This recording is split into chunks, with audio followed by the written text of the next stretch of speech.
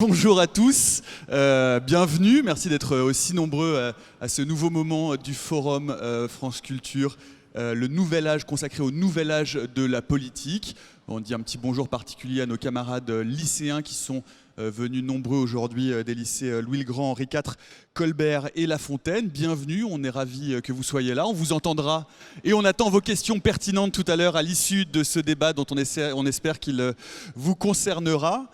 Voilà, donc nous allons parler aujourd'hui et autour de cette table ronde de la question de l'influence des algorithmes, ou plutôt de la société algorithmique sur la démocratie. Est-ce que c'est plutôt un atout, au contraire un handicap ou un danger, une menace?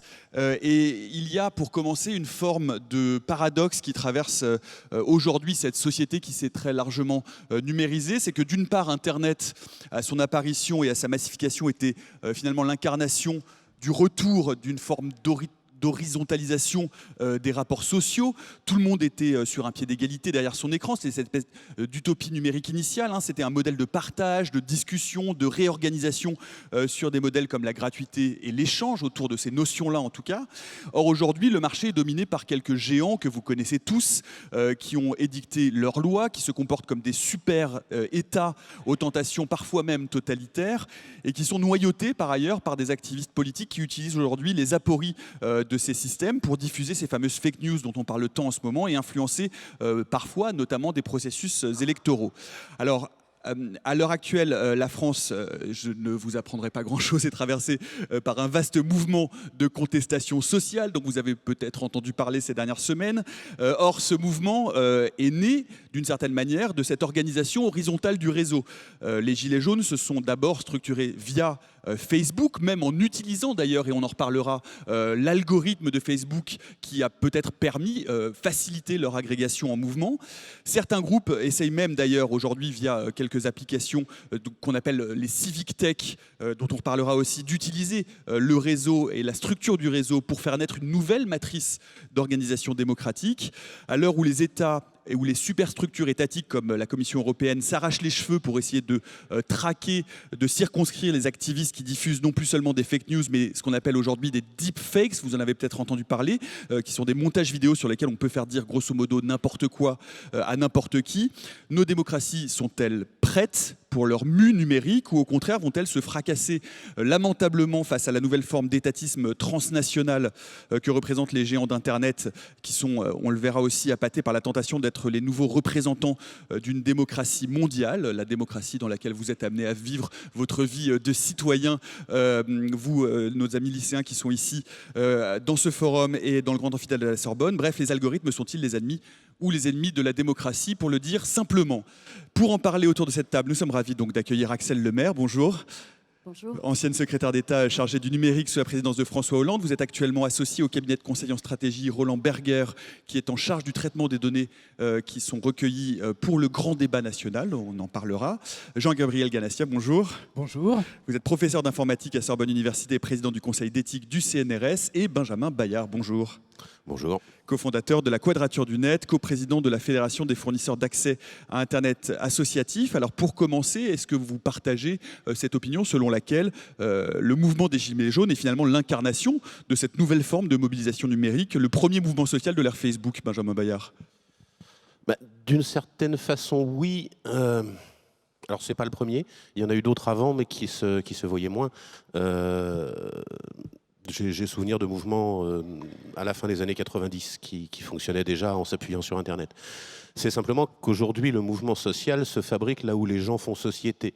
À la fin du 19e siècle, c'était au café du village. Au début du 21e, c'est dans les groupes Facebook. C'est pas... comment dire, le numérique n'a pas produit ça. Ce que le numérique a produit et qui a mis un temps long à se faire, c'est une prise de parole, c'est le fait que les gens discutent, c'est le fait que les gens ont accès à beaucoup plus d'informations. On a beau dans les médias se moquer de la supposée inculture des Gilets jaunes, il n'empêche que les Gilets jaunes ont une culture économique qui est de très loin supérieure à celle des ouvriers du 19e siècle qui manifestaient.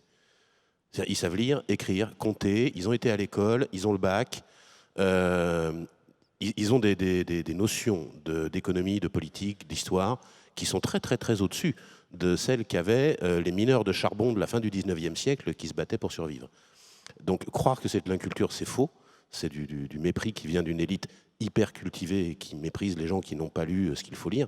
Mais le fait que les gens puissent s'agréger, discuter, accéder à l'information, commenter l'information, ça, c'est une spécificité du numérique. Mais ce n'est pas quelque chose qui a 2 ou 3 ans. C'est quelque chose qui est très ancien et qui commence à mûrir. Donc ça, oui, c'est bien une spécificité liée au numérique. Axel Lemaire, sur ce paradoxe en quelque sorte de Facebook qu'on accuse de déshumaniser, de marchandiser la vie privée, qui aujourd'hui, on peut peut-être rentrer un peu dans le détail, on dit que le nouvel algorithme, que la révision de l'algorithme de Facebook qui s'appelle EdgeRank en 2018, qui a poussé à créer des communautés d'intérêt, finalement a facilité d'une certaine manière la structuration des Gilets jaunes en mouvement. Est-ce que du coup ce mouvement social a ceci de nouveau, de novateur, qu'il est effectivement un produit de l'ère des réseaux sociaux? Il est très certainement amplifié et accéléré, ce mouvement, mais je partage l'avis de Benjamin Bayard en ce sens qu'il n'est pas nouveau. Et longtemps, Internet et cette capacité de mobilisation collective a été une promesse. Aujourd'hui, lorsqu'on parle des fake news, c'est anxiogène. Lorsqu'on parlait du printemps arabe, lorsqu'on parlait des réseaux sociaux comme étant capables de faire entendre des voix qui autrement ne pouvaient pas s'exprimer, et notamment celles des femmes dans des régimes oppressifs, eh bien, c'était une promesse. Alors, ce qui a basculé, c'est d'abord qu'aujourd'hui, il y a 2 milliards d'utilisateurs sur Facebook, ce qui signifie des centaines de milliards de posts tous les jours. Donc c'est cette amplification. Et puis le fait très certainement que les régimes politiques démocratiques ne sont pas prêts à accueillir ces nouvelles formes de mobilisation parce que ça s'accompagne d'une immense défiance dans les appareils, qu'ils soient politiques et institutionnels, mais aussi médiatiques, et dans tous les grands débats publics qui traversent le monde aujourd'hui, et qu'il y a une dissonance, une déconnexion immense entre la rapidité et la capacité d'organisation en ligne et la capacité des structures classiques institutionnelles gouvernementales à d'abord entendre, puis répondre à ces mobilisations. Mais pas seulement des structures gouvernementales, Jean-Gabriel Ganassia, aujourd'hui même des structures de contre-pouvoir sont dépassées par cette nouvelle forme d'organisation qu'on va appeler numérique pour faire vite, mais que Axel Lemaire a raison, qu'on peut retrouver dans d'autres types de mobilisation en dehors des structures d'opposition classiques, là où elles n'existent pas, lors des printemps arabes ou dans des pays qui ont un traitement des femmes qui est inégalitaire. Tout d'abord, bien évidemment, le mécontentement populaire n'est pas produit par Internet. Il y a eu des révolutions bien avant. Mais en revanche, je crois que la grande transformation qui vient avec les modes de communication tient à ce que nous avons ce que j'appelle la sousveillance, c'est-à-dire que chacun, avec son téléphone portable, avec les réseaux sociaux, est capable de parler au monde entier. Alors pour bien comprendre cette transformation, il faut voir que, d'abord, premier point, il y a une incidence des modes de communication sur les régimes politiques. Au XXe siècle, nous avions essentiellement ce qu'on appelle le broadcast, la diffusion large, la centralité des modes de communication qui coûtaient extrêmement cher et donc qui étaient possédés par des gens extrêmement puissants. Ça a conduit certainement à des formes de totalitarisme que l'on connaît. Aujourd'hui, nous sommes dans une situation complètement différente, c'est-à-dire que tout le monde, effectivement, est capable de diffuser l'information qu'il souhaite. Le problème, c'est que nous sommes assaillis d'informations de tous ordres. Nos capacités cognitives ne nous permettent pas de gérer, de faire la différence entre toutes ces informations. Et à ce moment-là, bien sûr, il y a des intermédiaires qui deviennent indispensables. C'est ce que moi j'appelle les orins. Alors qu'est-ce que c'est que les orins? Ce sont les organismes informationnels, mais en même temps, le terme en français, je trouve, est joli parce que c'est le cordage qui relie, en termes de marine, une bouée à l'encre de fond. Alors, ces orins, ce sont les moteurs de recherche, ce sont les réseaux sociaux, et c'est eux, bien sûr, par lesquels vous devez passer pour pouvoir entrer en contact avec les autres dans cette société. Et ce que je crois, c'est que ces orins, effectivement, plus exactement les possesseurs de ces orins, ont aujourd'hui un pouvoir considérable dans le monde qui est le nôtre. Et donc ça veut dire qu'effectivement, il y a une transformation politique majeure. Les États ne sont plus au centre de la diffusion d'informations. Donc il ne faut pas regarder dans le rétroviseur de l'histoire. Je crois qu'il ne faut pas craindre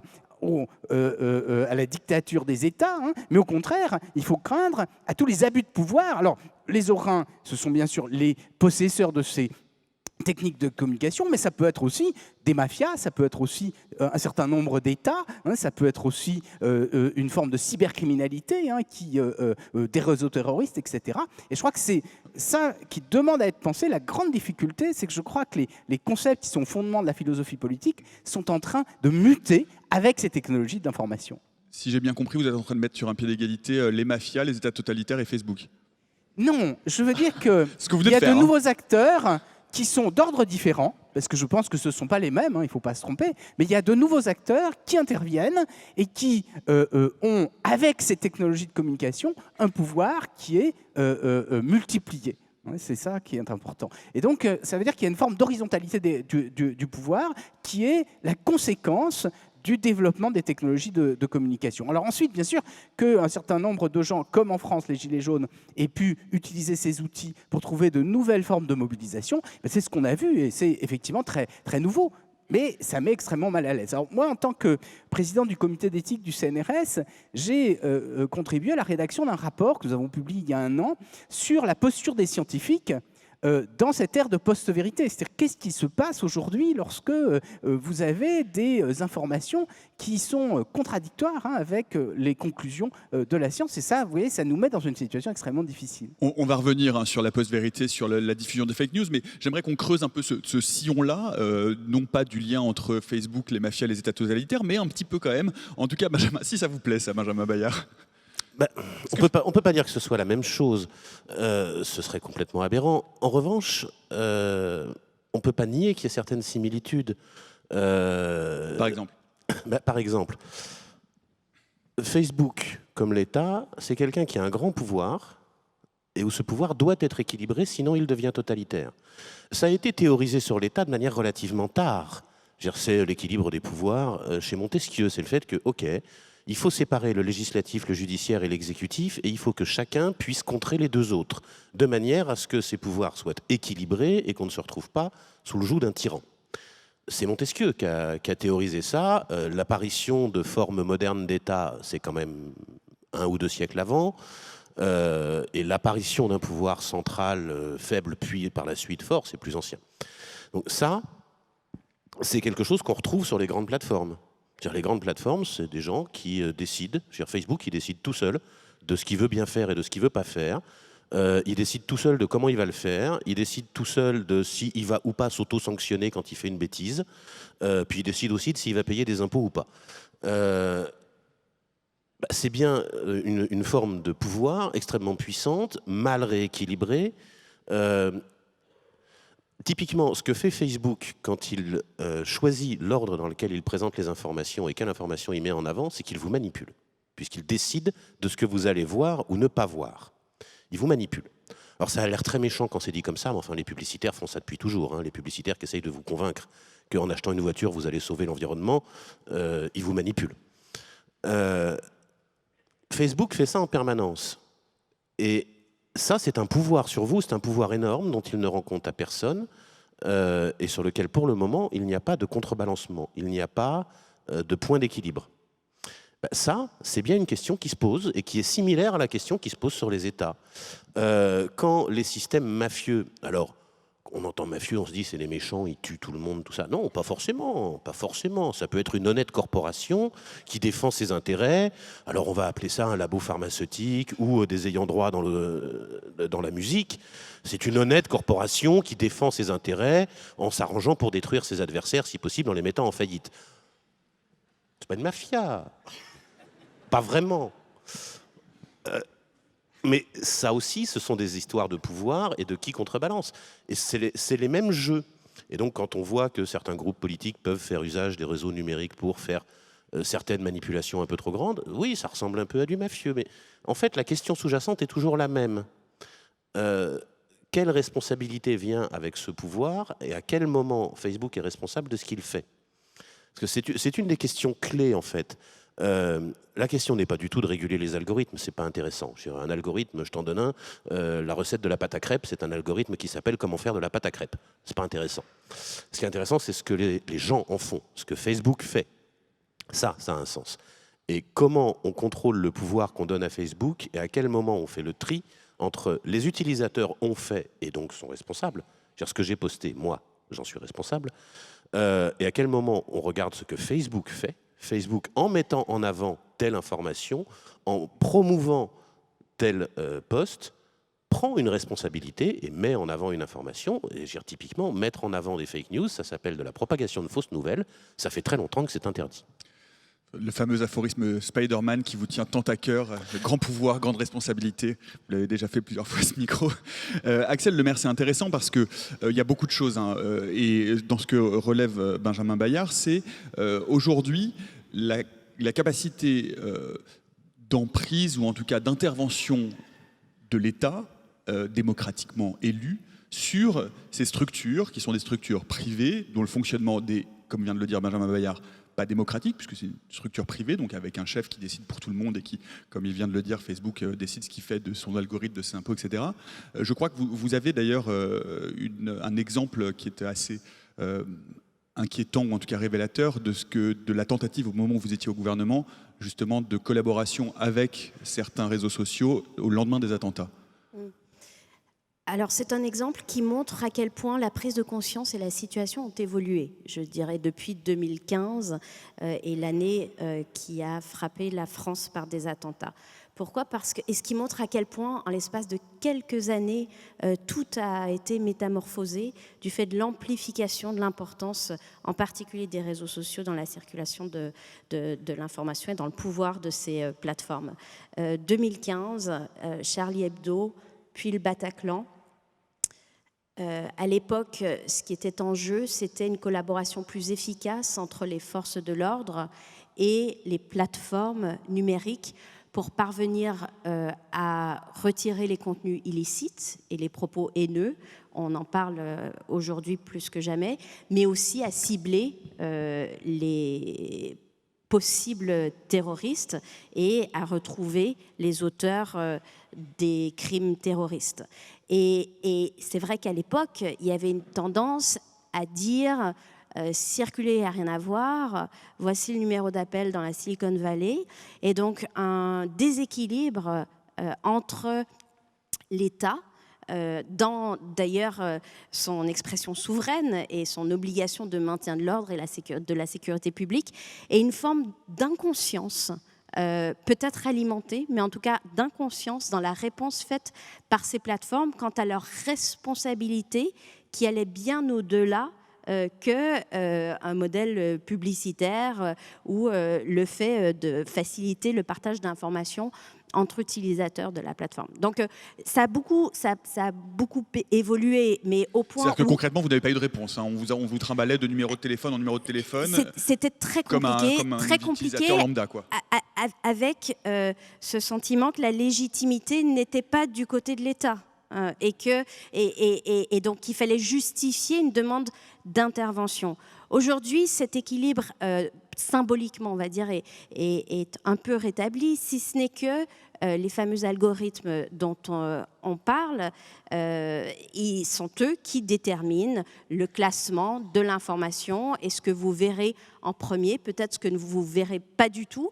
Pourquoi ? Parce que la modération de l'information est faite par des algorithmes, aussi par des modérateurs. Et là, on peut voir les ressources qui sont mises à disposition. Un Facebook, par exemple, embauche 15 000 personnes physiques modératrices des contenus, y compris totalement illicites et haineux, à travers le monde, des personnes qui sont au Maroc, qui sont aux Philippines, souvent des ex-employés de call centers, de centres d'appel, qui n'ont pas une formation dédiée à cela, et qui sont chargés de mettre en œuvre des guides éditoriaux, eux-mêmes définis dans la Silicon Valley, qui sont des tableaux Excel, qui sont des diapositives, qui sont des guidelines, entre guillemets, couvrant tous les champs possibles de ce qu'il est permis et pas permis de dire à l'échelle globale. Et donc, quelles que soient finalement les situations locales, les droits nationaux, etc., avec des conséquences très réelles, d'ailleurs dénoncées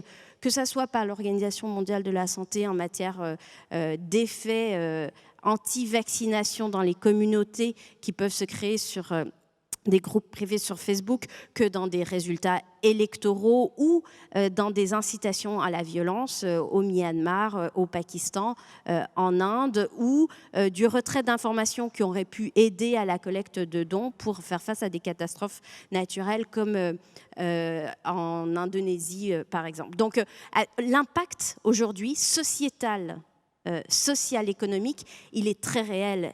Et ces algorithmes, ils sont quoi ? Ils sont très opaques. Et la dichotomie, elle est là. Elle est entre la responsabilité qui n'est pas accompagnée d'une légitimité démocratique dans un environnement qui est très secret, parce que même les chercheurs ont du mal aujourd'hui à accéder aux données utilisées pour alimenter ces algorithmes. Et donc, un des premiers petits pas vers une forme de collaboration plus partenariale entre l'ensemble des parties prenantes, ce serait plus de transparence des algorithmes. Et lorsque j'étais au gouvernement, nous avons à tout le moins essayé de le faire, puisqu'on a voulu appliquer la transparence des algorithmes aux algorithmes publics. Qu'est-ce que c'est un algorithme public ? C'est un algorithme qui sert à l'administration pour prendre une décision administrative individuelle qui peut vous concerner si vous êtes usager de Pôle emploi, si vous êtes un contribuable et que vous payez des impôts, si vous êtes, et je vois qu'il y a des lycéens dans la salle, bientôt utilisateurs de la plateforme Parcoursup, eh bien, tous ces services publics sont susceptibles d'émettre des décisions individuelles qui elles-mêmes reposent sur le fondement de calculs algorithmiques. Que dit la loi aujourd'hui ? Par la loi pour une république numérique, entrée en vigueur en 2017, elle dit que vous avez droit à être informé du fait que cette décision a été prise sur la base d'un calcul algorithmique et que vous pouvez aussi demander à vous voir communiquer les paramètres, les données, leurs sources, les conditions de pondération qui ont fait que cette décision a été rendue vous concernant. Par exemple, sur le montant de l'impôt sur le revenu que vous payez, sur le montant de la taxe d'habitation, sur les aides sociales comme les allocations familiales, etc. etc. Ça, qui sont toutes des décisions prises par des algorithmes aujourd'hui, voilà. Sans intervention humaine. Ça, c'est la loi. Mais la loi, elle n'est absolument pas appliquée. Mais il n'empêche que ça montre la voie vers ce qui pourrait être un début de transparence algorithmique et donc une plus grande légitimité démocratique dans une gouvernance qui désormais se fait par les algorithmes. On va revenir parce que c'est intéressant et puis ça va intéresser nos amis lycéens, notamment autour de Parcoursup, cette notion de transparence et de savoir si nous sommes équipés aujourd'hui en tant que citoyens pour pouvoir avoir accès à ce que cette transparence, même si elle n'est pas appliquée, pourrait nous donner accès, enfin si on est capable de lire et de comprendre ce qu'il y a derrière. Mais j'aimerais qu'on reste un tout petit peu quand même sur ce lien qu'il peut y avoir entre les États, les pouvoirs démocratiquement élus et ces superstructures qui ont des tentations d'États transnationaux. On le voit bien, Google, Facebook a une volonté aujourd'hui d'incarner une nouvelle forme de démocratie régénérée. Mark Zuckerberg, le patron de Facebook, ne s'en cache pas. Il a publié une tribune en octobre dans le Washington Post qui s'intitule « Protecting Democracy is an arms race. Here's how Facebook can help », c'est-à-dire la protection de la démocratie est une course aux armements. Voici comment Facebook peut aider, où on entend bien qu'il pense pouvoir donner des armes aux citoyens pour une plus grande démocratie, pour faire triompher le bien contre ces méchants hackers qui diffusent des fake news. Aujourd'hui, Jean-Gabriel Ganassia, est-ce que les États démocratiques peuvent lutter à armes égales face à ces nouveaux représentants d'une forme de démocratie algorithmique qui ont en plus une ambition supra-étatique ? En tout premier lieu, je voudrais défendre les algorithmes.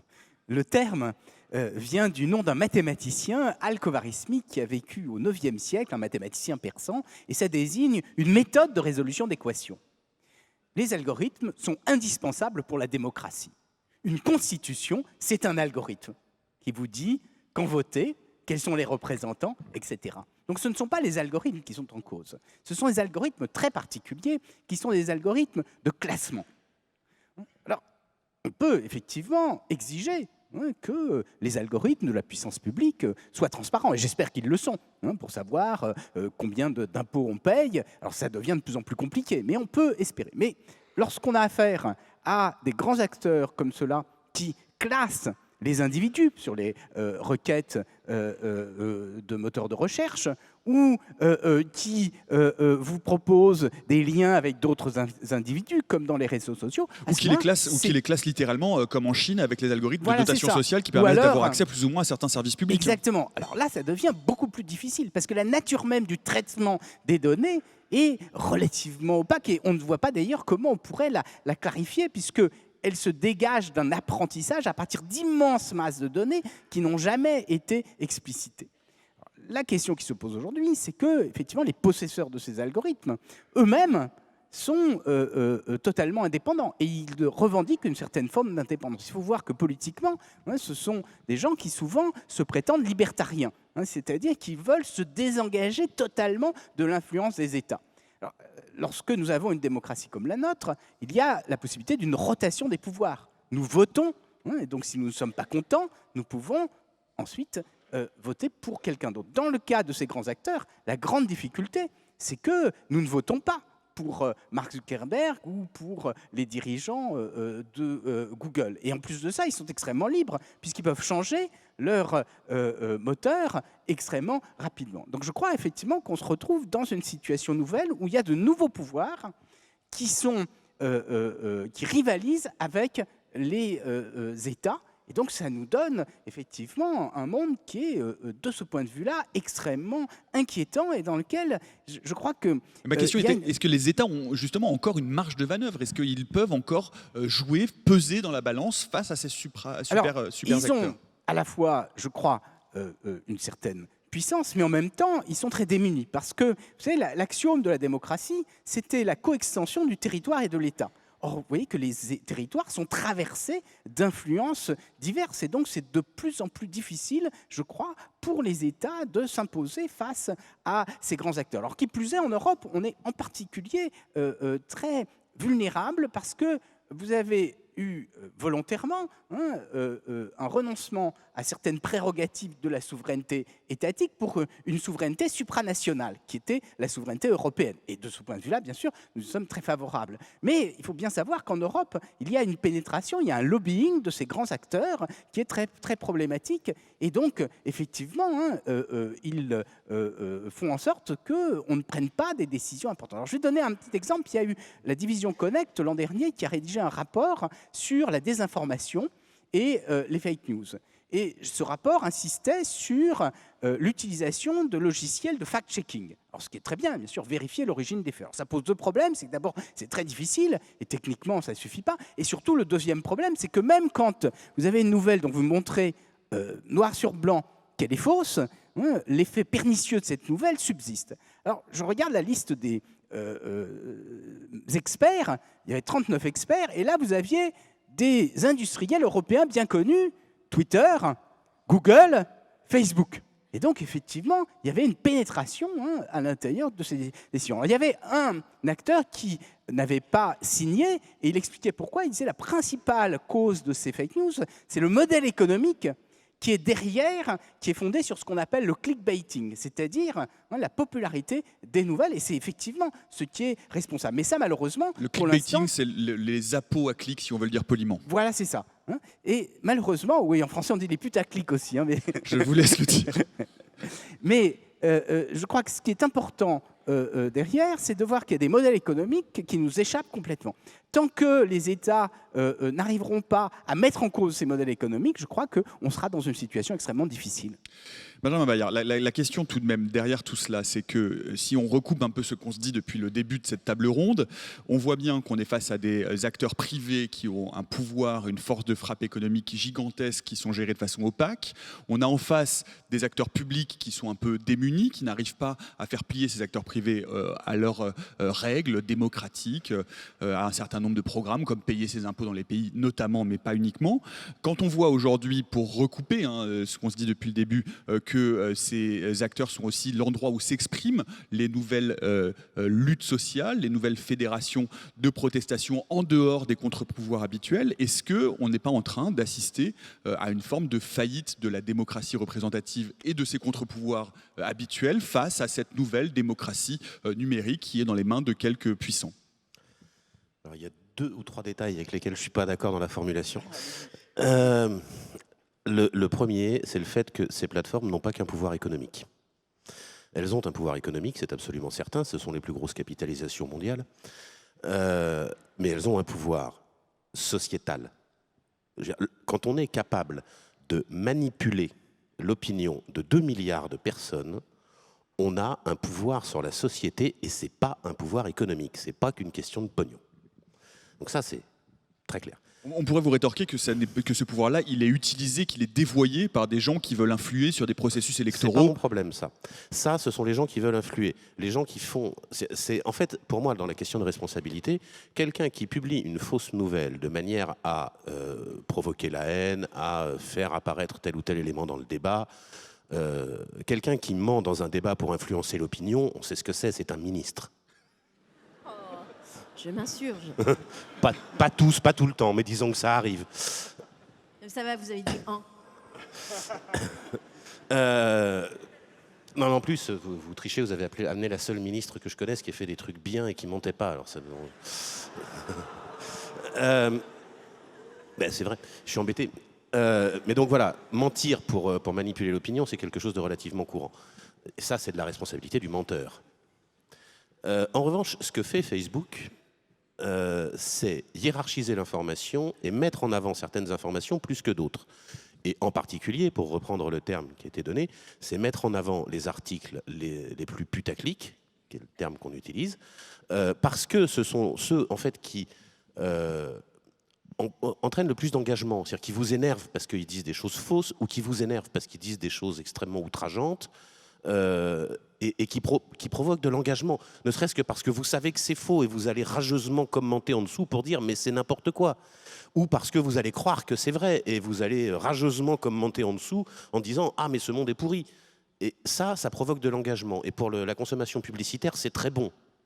Donc les mécanismes de classement mettent ça en avant de manière très spontanée, et ça c'est pas la responsabilité du menteur qui a menti au départ, c'est la responsabilité de Facebook qui a fait le classement. Et donc, c'est le deuxième point avec lequel j'étais pas tout à fait d'accord. Oui, c'est une forme de faillite, mais il ne faut pas croire que ce soit une faillite parce que l'État n'a pas les moyens ou parce que la puissance publique n'a pas les moyens. C'est parce que la puissance publique ne veut pas. C'est pas la faillite au sens où nous avons inévitablement échoué parce que nous n'avions pas les moyens de. C'est la faillite au sens où la puissance publique ne souhaite pas. Je prends un exemple très précis. Quand la Commission européenne fait lentement et patiemment son travail, arrive à la conclusion que Apple doit payer X milliards d'arriérés d'impôts, il se trouve que la domiciliation fiscale d'Apple en Europe, c'est en Irlande, et que donc l'Irlande est priée de réclamer tant à Apple d'arriérés d'impôts et de distribuer ça, de dispatcher ça entre les différents pays qui ont été impactés.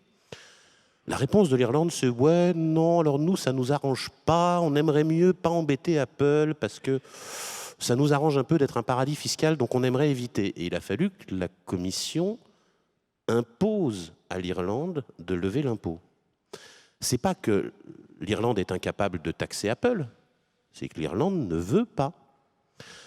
Quand en France, on laisse Facebook faire de la promotion de fausses nouvelles, de la diffusion de fausses nouvelles, et qu'on ne sanctionne pas Facebook, c'est par choix. C'est un choix politique auquel nous avons renoncé. Nous avons renoncé à qualifier ça de propagation de fausses nouvelles, nous avons renoncé à saisir les tribunaux, le pouvoir politique peut, il ne veut pas. En même temps, il y a une loi qui est très contestée pour l'interdiction contre les fake news, qui est en train d'être discutée par le gouvernement. Donc ça veut dire qu'il y a quand même une volonté politique. Cette loi est typiquement mal articulée puisque c'est une loi qui rend responsable l'auteur du propos, ce qui est extrêmement intéressant mais peu utile, mais très peu responsable la plateforme de diffusion. C'est-à-dire que la plateforme de diffusion est responsable si elle ne retire pas les contenus que l'État lui aura signalés comme faux. C'est pas tellement la question posée en fait. Axel Lemaire, sur Peut-être me faire l'avocate du diable ou faire entendre un son de cloche légèrement différent, même si vous l'aurez compris, je suis assez d'accord avec ce qui a été dit jusqu'à présent. Au fond, ce débat sur les fake news, pour moi, il reflète aussi autre chose qui est la faillite du politique. Et la nature ayant horreur du vide, cette place occupée par les plateformes et l'information qui circule sur ces plateformes, c'est la place qui n'est pas occupée par le politique et qui a suscité la défiance immense qui permet les fake news et leur propagation. Je donne quelques exemples. Dans la santé, pourquoi aujourd'hui beaucoup de citoyens sont méfiants à l'égard d'informations qui pourtant sont plutôt officielles, proviennent d'experts, proviennent de médecins, d'organisations internationales, quant aux bienfaits des politiques de vaccination. Mais c'est peut-être qu'il y a eu certaines dérives dans le système médical, dans la manière dont des médicaments ont été mis sur les marchés, qui ont créé ce climat de méfiance. Lorsque on voit les fake news circuler sur la réalité scientifique du changement climatique, c'est peut-être parce qu'il y a une méfiance vis-à-vis de la sincérité des actions qui ont pu être menées en matière d'écologie. Lorsque il y a une défiance à l'égard des juges et qu'on se dit peut-être que finalement les algorithmes ils permettraient de rendre une justice prédictive plus juste, plus accessible, plus compréhensive, parce qu'on pourrait, selon l'endroit où on habite, connaître à peu près la jurisprudence rendue par un tribunal, voire rendue par des juges nommés individuellement, qu'on pourrait comparer et qu'on pourrait donc se situer dans une moyenne et estimer nos chances de succès ou d'échec dans un procès, par exemple. Bien, c'est aussi peut-être parce que si la justice est mise en cause, à tort ou à raison, il y a une perception de son manque d'indépendance, etc., etc. C'est-à-dire que quels que soient les sujets qui, au fond, sont abordés lorsque les fake news sont concernés, on voit bien qu'il y a une incapacité du politique à répondre aux attentes complexes exprimées en temps réel des citoyens et sur les mobilisations sur les réseaux sociaux qui manifestent une colère sociale forte. On pourrait aussi en dire long sur l'incapacité du politique à entendre cette colère et aussi qui a affaibli les corps intermédiaires qui servaient de tampons entre l'expression directe, immédiate, non organisée, individuelle des citoyens qui s'agrègent en collectif de manière temporaire sur ces plateformes et le politique qui prend des décisions ou qui devrait prendre des décisions de temps long. Donc oui, il faut poser ces questions de la gouvernance démocratique des algorithmes, de la responsabilité juridique des plateformes, etc. Mais ça ne doit pas permettre de sombrer dans une forme de confort intellectuel, voire de confort psychologique, partagé par tous, et pas uniquement les responsables politiques, consistant à dire en fait c'est la faute aux fake news. Est-ce qu'il n'y a pas, juste avec Axel Lemaire, aussi une forme de responsabilité des États qui ont vu, à un moment donné, puisque vous l'évoquiez tout à l'heure aussi, une sorte de solution un peu magique, de facilité dans les algorithmes, en sous-traitant, en disant, bon, on va s'y mettre, et puis finalement, c'est pour les impôts, et puis c'est pour Parcoursup, et puis on va en reparler aussi, mais c'est pour traiter les résultats de ce grand débat, parce qu'il va y avoir tellement d'informations à traiter qu'on est obligé d'en passer par de l'algorithmique, et en disant, bon, on va déléguer un peu à cette solution magique qui va nous permettre voilà, de s'en sortir sans trop s'impliquer. Le sujet, c'est pas l'algorithme.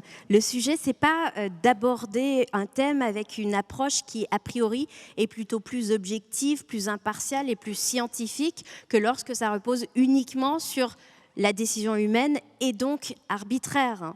Le sujet, encore une fois, ce sont les critères de classement. C'est la manière dont ces algorithmes sont utilisés. Alors si ils sont introduits uniquement pour des raisons de réduction de coûts, en disant, bon ben voilà, on va en fait remplacer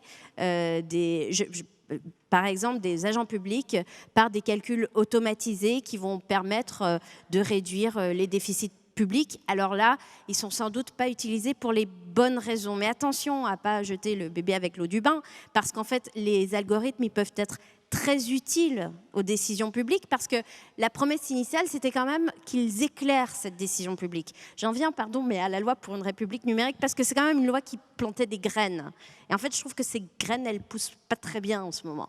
Pourquoi ? Parce qu'il y avait l'open access. L'open access, c'est l'ouverture, l'accès des publications scientifiques, notamment en ligne, qui permet aux chercheurs de sortir des contrats commerciaux qui les lient à leurs éditeurs au bout d'un certain temps pour pouvoir publier directement en ligne leurs travaux de recherche.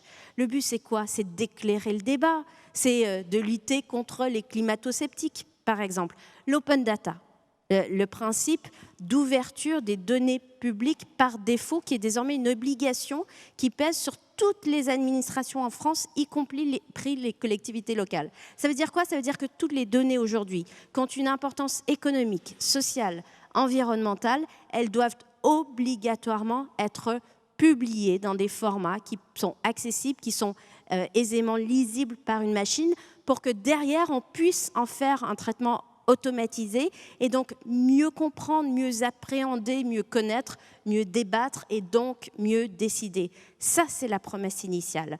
Ensuite, ce qu'on en fait aujourd'hui, c'est moins satisfaisant. Alors, Jean-Gabriel Ganassia puis Benjamin Bayart, je crois que vous voulez réagir, mais j'ai juste, pour remettre une pièce dans la machine, pour relancer un peu le débat, sur ces notions qu'on entend de transparence, de gouvernance, je veux bien les comprendre. Néanmoins, est-ce que vous n'avez pas l'impression, moi j'aime bien, j'ai retrouvé dans un article une terminologie qui est, est-ce qu'on n'est pas déjà en fait plongé tous collectivement dans ce qu'on appelle aujourd'hui une architecture technique toxique, c'est-à-dire qui échappe aujourd'hui, parce que malgré la transparence, malgré la gouvernance, personne n'est en mesure, 99,9% de la population n'est pas en mesure de comprendre, d'avoir moyen, d'avoir accès à l'autre côté de la barrière, c'est-à-dire à comprendre et avoir les moyens de comprendre ce qui se passe et comment ces algorithmes sont construits et donc quelle est la volonté politique qui les anime. Est-ce que vous partagez ce point de vue, Jean-Gabriel Ganassia ? Première chose, il faut insister de nouveau, après ce qu'a dit Axel Lemaine, les algorithmes en tant que tels ne sont pas en cause. Et il y a des aspects très positifs, par exemple pour la puissance publique, ça permet de surveiller un certain nombre de choses à une échelle nationale, ça permet de vérifier un certain nombre d'hypothèses, etc. Donc ça, c'est très positif. En revanche, la grande question sur les fake news, c'est celle de la censure. C'est-à-dire que nous sommes des générations qui ont voulu abolir cette censure, et qui ont voulu avoir une société plus transparente, plus fluide. Et bien sûr, on se retrouve face à de nouveaux acteurs qui utilisent, qui nous prennent en otage. Et c'est bien sûr ce qui est extrêmement délicat dans le monde qu'il y a aujourd'hui. Je crois que ce qu'il faut bien comprendre, c'est qu'on passe d'un monde de dissymétrie de l'information. Vous aviez des acteurs puissants qui diffusaient l'information, qui contrôlaient l'information, à un monde de symétrie d'information. Et c'est dans ce monde de symétrie d'information, je crois, qu'il y a tout un tas d'effets pervers qu'on est en train de rendre concrets aujourd'hui. Et est-ce qu'on va pouvoir, dans les années à venir, repenser les fondements même du système démocratique pour qu'on puisse avoir un contrôle, que les institutions démocratiques puissent reprendre une nouvelle vigueur tout en prenant en compte les acquis extraordinaires qui sont liés au numérique? Je crois que ça, c'est un enjeu formidable. Et donc, c'est bien qu'il y ait des lycéens aujourd'hui ici, parce que c'est un défi. Je crois qu'il faut repenser des notions qui sont au fondement de nos systèmes politiques. Par exemple, la notion de souveraineté, qui, à mon sens, doit avoir... Il ne s'agit pas du souverainisme du tout, c'est le concept de philosophie politique qui est à la base de l'état de droit. Et bien, c'est celui-là qui, je crois, demande à être repensé dans les années à venir. Et c'est une question extrêmement délicate. Et la question, bien sûr, c'est que nos acteurs, dont on parlait tout à l'heure, ces orins, dont on disait que ça recouvre des gens d'ordre extrêmement différents, eux-mêmes, plus qu'une puissance économique, c'est ce qui a été dit tout à l'heure, ils ont, je crois, des ambitions politiques. C'est-à-dire qu'ils veulent assumer, à la place des États, un certain nombre d'attributs de la souveraineté. Et donc, je crois que ce qui appartient aux États, c'est de dire non. La difficulté, je crois, en Europe, c'est que nous avons, dans les États, abandonné un certain nombre d'attributs de la souveraineté pour les déléguer à une puissance supraétatique. Et je crois que le grand enjeu dans l'avenir, c'est que l'Europe arrive effectivement à prendre ses responsabilités. Je crois que la RGPD est un premier essai qui va dans ce sens-là, mais il faut vraiment poursuivre avec beaucoup plus de vigueur, et ne pas se laisser pénétrer par ces grands acteurs, comme je l'ai évoqué tout à l'heure, qui font vraiment énormément de lobbying dans la communauté européenne. Benjamin Bayart. Alors, J'ose à peine vous demander une réaction sur la RGPD. non, ça je vais éviter. Je reprends un point dans ce que nous disait Axel Lemaire et qui me paraît extrêmement intéressant, c'est l'histoire du grand débat. J'espère bien que les réponses sont comptées par des ordinateurs et que pour faire des statistiques et les calculs de pourcentage, on les fait avec des ordinateurs plutôt qu'à la plume. Il y aura moins de fautes de calcul. Tant mieux. C'est pas là que ça m'intéresse. Ce qui m'intéresse, c'est le moment où on a décidé d'utiliser un ordinateur là où on aurait dû utiliser un humain au lieu de faire le contraire. Quand on prend un ordinateur pour calculer le pourcentage au lieu de prendre un humain, on fait les choses dans le bon sens. En revanche, quand on veut collecter l'opinion des gens, quand on veut mener une enquête qui permet de comprendre ce que les gens pensent, non pas ce qu'ils disent, mais ce qu'ils pensent et qu'ils n'arrivent pas forcément à formuler, pour permettre d'accoucher la pensée des gens, il y a des gens dont c'est le métier de faire ça. Il y a des scientifiques dont la spécialisation est de savoir comprendre les gens qui ne sont pas comme eux. Parce que comprendre les gens qui sont comme moi, c'est vachement facile. J'ai l'habitude, je les connais, c'est mes potes, on se retrouve, on discute, tout va bien. C'est les gens qui ne sont pas comme moi. Si je veux les comprendre, il faut que je me mette dans une disposition d'esprit particulière, il faut que j'arrive à être dans leur disposition d'esprit pour comprendre ce qu'ils veulent et essayer de le reformuler. Ça, il y a des gens dont c'est le métier. Ça s'appelle des sociologues et des anthropologues.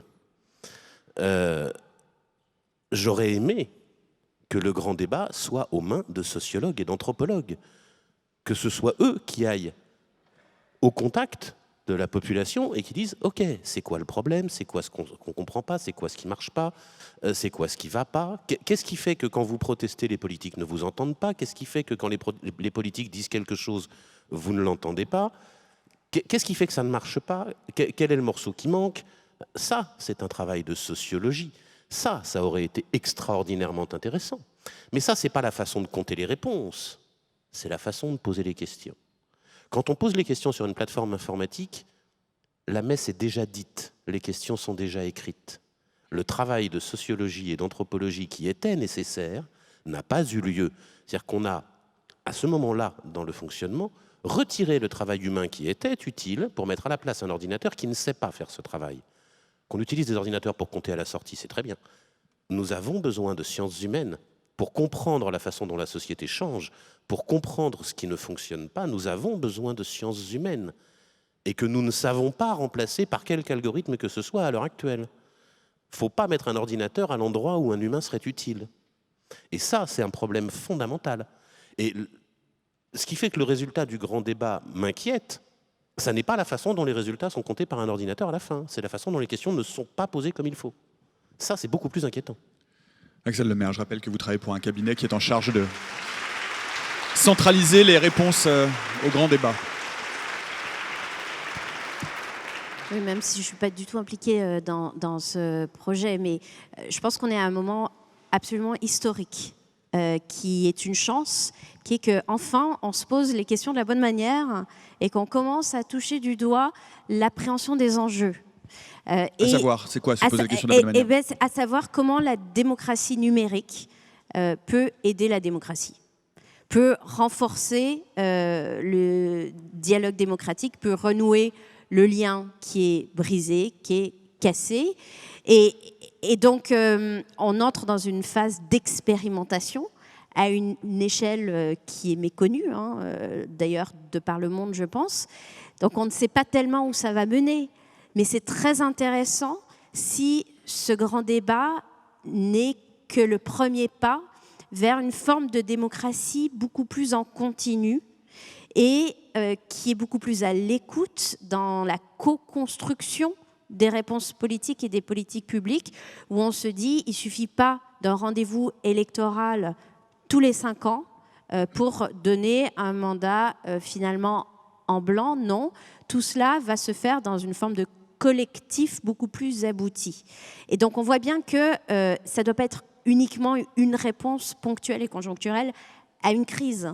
Ça doit être une manière de repenser assez profondément toute la chaîne du cycle décisionnel politique, avec ces questions très légitimes sur la place des algorithmes dans ce cycle et avec des conditions qui doivent être posées de manière très forte d'emblée et créer une forme de doctrine qui sont de dire d'abord les données collectées à l'occasion de ce grand débat. Quand même plus de 800 000 contributions, c'est d'une richesse inouïe. C'est pas un sondage, là. C'est prendre le pouls d'un pays à échelle nationale, à grandeur nature. Eh bien, ces données, elles doivent être rendues à la collectivité. Et donc, c'est de l'open data. Ça doit être des biens communs, notamment mis à disposition des chercheurs et en particulier des anthropologues et des sociologues et de tous les experts des sciences humaines pour qu'ils comprennent mieux les germes de cette crise sociale. Et puis la plateforme qui recueille les contributions, elle doit être ouverte. Il doit y avoir des API ouvertes qui permettent ensuite, là aussi, de garder l'historique et de créer des nouvelles itérations pour l'avenir. Mais il ne faut pas que ça soit un one-shot. Il ne faut pas que ça soit un moment dans notre histoire politique nationale. Il faut que ça soit un début. On voit bien qu'à ce propos, il y a ce qu'on appelle donc les civic tech, qui sont un certain nombre d'applications, de propositions numériques pour recueillir, pour fédérer, pour centraliser. Néanmoins, leur utilisation pour le moment est encore relativement marginale, jusqu'à preuve du contraire.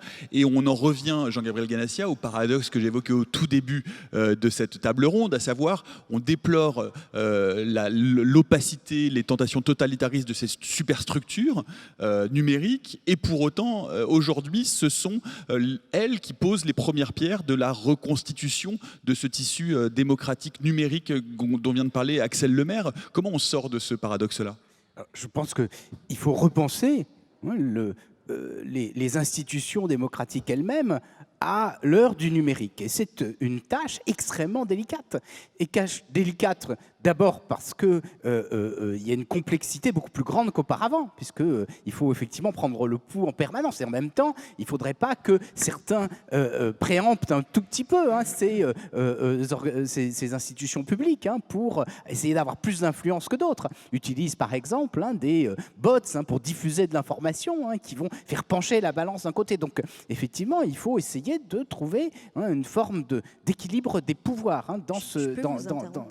Oui et non, parce qu'en fait, ce type d'exercice, ça permet justement de mettre la transparence sur les bots ou sur les lobbies. Donc, tout à fait. Voilà, il y a une forme de paradoxe à dire. C'est très délicat. En tout cas, je pense que c'est un enjeu majeur pour le futur. Il faut qu'il y ait une réflexion de fond.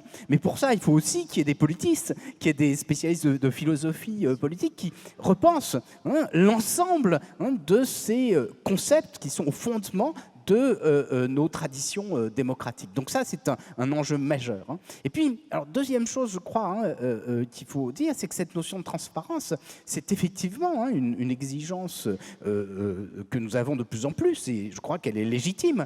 Et en même temps, on l'a parlé tout à l'heure, nous avons une autre exigence qui est l'exigence de protection de la vie privée. Et c'est légitime dans des sociétés individualistes comme les autres, où on pense que c'est en protégeant un certain nombre d'informations liées à sa vie qu'on va pouvoir être libre. Et puis il y a une troisième exigence qui est une exigence de sécurité.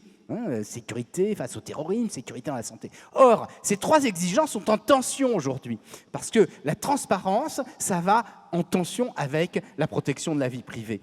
Et de même, la protection de la vie privée va en transparence avec la sécurité. C'est pour ça qu'on ouvre vos sacs dans les institutions publiques.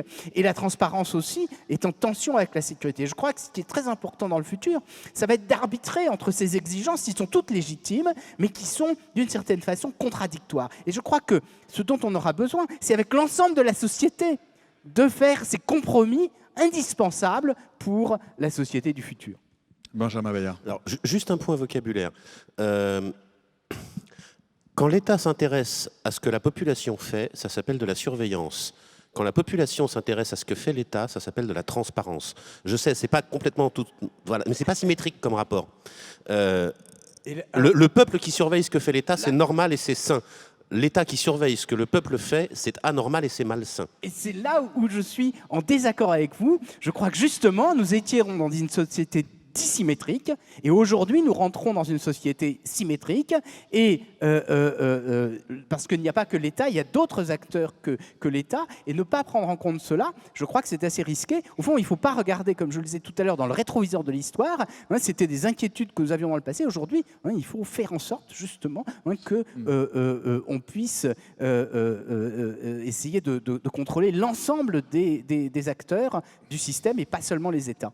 Je ne vais pas faire l'odieux rabat-joie et tempérer votre optimiste communicatif, mais quand on voit aujourd'hui dans cette tribune Mark Zuckerberg se poser en héros de la défense de la démocratie et notamment des tentatives d'ingérence électorale de puissances étrangères, suivez mon regard qui parle russe, dans les processus démocratiques en Occident, hein, puisque c'est le cas, c'est aux États-Unis puis en Europe. Quand on voit aujourd'hui que le travail de lutte contre les fake news, l'État a complètement perdu la main, comme l'a dit Axel Lemaire, et aujourd'hui les plateformes font à peu près strictement ce qu'elles veulent, tout en brandissant des chiffres que personne ne peut vérifier. Est-ce que le chemin qu'est en train d'emprunter Benjamin Bayart, cette démocratie numérique, il n'est pas un peu sur la mauvaise route? Si, mais le point pour moi est... il suffit de sous-titrer le texte de Zuckerberg et il devient limpide. Faites-le donc pour nous. Zuckerberg, il ne dit pas « je vais sauver la démocratie », il dit « je ne veux pas que l'État m'embête ». C'est vachement plus simple à comprendre une fois qu'on l'a posé comme ça. L'État est en train de dire ta plateforme fait n'importe quoi, elle promeut des fausses nouvelles, ça fout la merde sur le plan démocratique, ça permet à la Russie de s'ingérer dans... Alors je ne sais pas si c'est vrai, le problème n'est pas là. Mais l'État dit ta plateforme pose problème, nous allons regarder ce que tu fais et tu devras rendre compte. Et lui, il n'a pas envie que l'État pose des contraintes sur son entreprise. Il veut continuer à faire du business comme il a l'habitude. Et donc, ce qu'il dit dans sa tribune, c'est « Ok, vous voulez que je fasse ça, je vais faire ça, mais laissez-moi faire mon business comme j'ai envie, ne vous en mêlez pas, ne faites pas de loi qui me contraignent. » C'est ça, le fond de son texte. Mark Zuckerberg, s'il a envie de défendre la démocratie, c'est simple, il quitte les rênes de son entreprise et il se présente à une élection démocratique et on verra s'il aura une majorité avec lui. C'est comme ça qu'on fait dans les sociétés humaines. Il ne représente qu'une voix électoralement. Donc le fond de la question est là. Et est-ce que... lui, ce qu'il dit dans son texte, c'est pas « je vais sauver la démocratie et laissez-moi faire ». C'est surtout « laissez-moi faire ». Ne me posez pas de contraintes. Et ça, c'est un problème. Axel Lemaire. Vous posez la question du rôle des civic tech. Là aussi, c'est en émergence, c'est balbutiant. De quoi parle-t-on? On parle de porteurs de projets, des individus, des citoyens engagés qui se disent moi j'ai envie d'agir parce que je trouve que ce lien cassé, il faut essayer de le réparer. Et cet essai se fait au moyen de l'utilisation de technologies. De ce que j'ai observé sur le terrain, ces civic tech, elles marchent bien au niveau local. Et plus c'est local, plus ça marche. Pourquoi? Parce que lorsque des maires de petites communes, des collectivités territoriales, je pense à la ville de Rennes par exemple, les expérimentations de budget participatif, etc., se disent on va essayer d'utiliser le numérique au service d'une démocratie locale plus vivante, plus représentative, plus riche, eh bien, ce sont des expérimentations qui pour moi, vont plutôt dans le bon sens, alors avec cette limite qui est que ce n'est pas une fin en soi, et c'est toujours un outil, et ça doit rester un outil au service d'eux, et au service d'un projet, d'un dessin plus grand, avec une des leçons qui avait été tirée sur la co-construction en ligne de la loi pour une République numérique, qui avait recueilli sur la plateforme plus de 21 000 contributions. C'était quand même que rien ne remplace les rencontres physiques. L'échange direct, l'organisation de débats un peu partout dans les territoires avec une véritable animation. En fait, ça doit être un moyen pour renouer et retisser du lien humain. Cette vision-là, elle n'est peut-être pas dominante aujourd'hui, mais ça serait bien qu'on finisse sur une note un peu positive.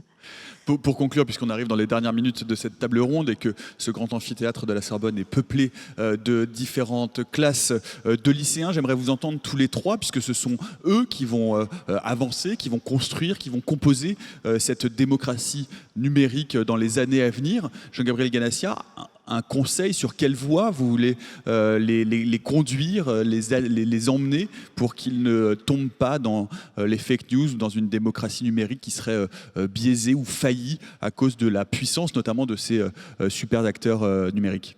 Je crois qu'il y a plusieurs... Prenez des notes, c'est le moment conseil. Hein.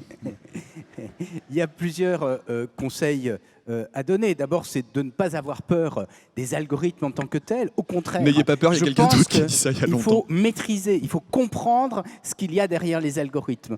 Et ce n'est pas en refusant la modernité que vous allez vous sauver pour le futur. Ça, c'est la première chose. Et la deuxième chose, je crois, c'est qu'effectivement, il faut repenser la démocratie. Je pense qu'à chaque époque de l'histoire, il a fallu repenser les institutions démocratiques. Nos États de droit ne sont pas si anciens que cela.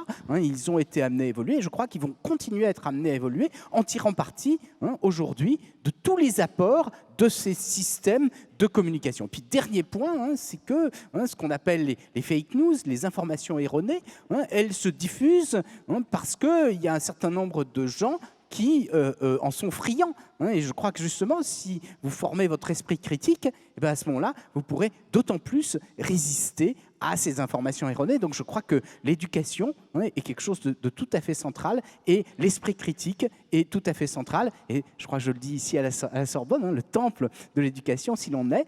Et je crois que c'est donc ça pour le futur qui est tout à fait essentiel. Il y a eu, moi quand j'ai commencé à faire de l'informatique, il y avait l'idée chez les politiques qu'on pouvait se passer des professeurs avec les systèmes d'intelligence artificielle. Je pense que c'est l'inverse. Nous rentrons dans une société de la connaissance et il faut de plus en plus d'enseignants, de plus en plus de professeurs, de plus en plus de culture et de formation.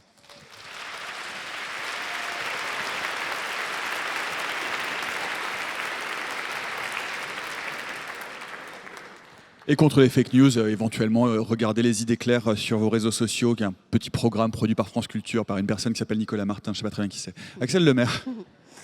Le débat sur les fake news ne doit pas être une fake news, au sens où il ne doit pas être une excuse pour ne pas agir. Et lorsqu'on regarde l'impact des fake news aux États-Unis sur l'élection présidentielle en 2016, est-ce que c'est à cause des fake news que Donald Trump a été élu? Non, en fait. Ça a contribué à surconvaincre 10% des conservateurs considérés comme les plus conservateurs du pays. Et donc voilà, peut-être relativiser, non pas l'enjeu, mais la réalité de l'impact. Je dirais la seconde conclusion, qui est la même que vous, formule un peu différemment, c'est l'algorithme, c'est la promesse de la raison. Le siècle des Lumières, c'était le siècle de la raison, et les leçons sont les mêmes. Les leçons, c'est cultiver l'esprit critique. Et c'est peut-être plus vrai que jamais. Et donc, quand on lit quelque chose, il ne faut pas forcément considérer que c'est la vérité. L'important est de savoir bien chercher, de pouvoir vérifier les sources d'informations et à la fin de cultiver sa propre opinion. Et puis, aux plus jeunes qui sont dans la salle, soyez des traducteurs du monde. Cultivez l'esprit critique dans l'hybridation des compétences et des disciplines. Soyez à la fois des codeurs, des développeurs, des scientifiques, mais aussi des humanistes, des linguistes et des économistes, bref, des gens qui peuvent essayer de comprendre la complexité du monde, parce que c'est ce qui permet de redorer la décision humaine. Ça va faire beaucoup d'études, pour être tout ça à la fois. Benjamin Bayard pour finir. Il y a plein de petits bouts. Alors pour les gens qui sont jeunes depuis plus longtemps, n'ayez pas peur des ordinateurs. Et le meilleur moyen de ne pas avoir peur des ordinateurs, c'est de vous débarrasser des mots fumeux qu'on utilise trop souvent. Quand on vous parle d'algorithme, retirez le mot algorithme et remplacez-le par ce qu'il fait. Est-ce que la mise en avant de certaines informations me pose problème? Moi, que ce soit fait par un papier, un crayon, une poêle à frire ou un algorithme, c'est pareil en fait, c'est ce qui est fait qui est intéressant. Pareil, quand on vous dit intelligence artificielle, 9 fois sur 10, c'est pas du tout de l'intelligence artificielle, remplacez ça par ordinateur. On veut que ce soit l'ordinateur qui dise si les gens sont coupables. Bon, ça aide à comprendre que moi je suis pas d'accord. Je veux que ce soit un juge. Vous voyez, des choses simples. Et puis pour survivre dans ce monde-là, autant je suis certain que les connaissances en informatique et en mathématiques sont extrêmement utiles parce que ça permet d'enlever de la fumée C'est-à-dire que moi, j'ai pas une intelligence artificielle dans ma poche, j'ai un ordinateur de poche. Il fait aussi téléphone, mais enfin, c'est surtout un ordinateur de poche et j'ai une vague idée de comment il marche. Ça aide d'être informaticien. Mais un des effets essentiels autour du numérique et d'Internet, c'est que la société est en train de changer. Non pas qu'Internet change le monde, hein, ça c'est pas vrai. C'est notre société est en train de changer et elle utilise Internet comme outil pour changer. Elle s'est dotée de l'outil Internet pour changer. Comprendre comment la société change, qui est une des questions les plus compliquées du début du XXIe siècle, c'est une question de sciences sociales. Donc ça, c'est pour moi fondamental. Tant qu'on me parle de numérique en ne mettant que des entrepreneurs et des informaticiens, il me manque les 2/3 du débat. Il me manque les historiens, il me manque la politique et il me manque les sciences sociales.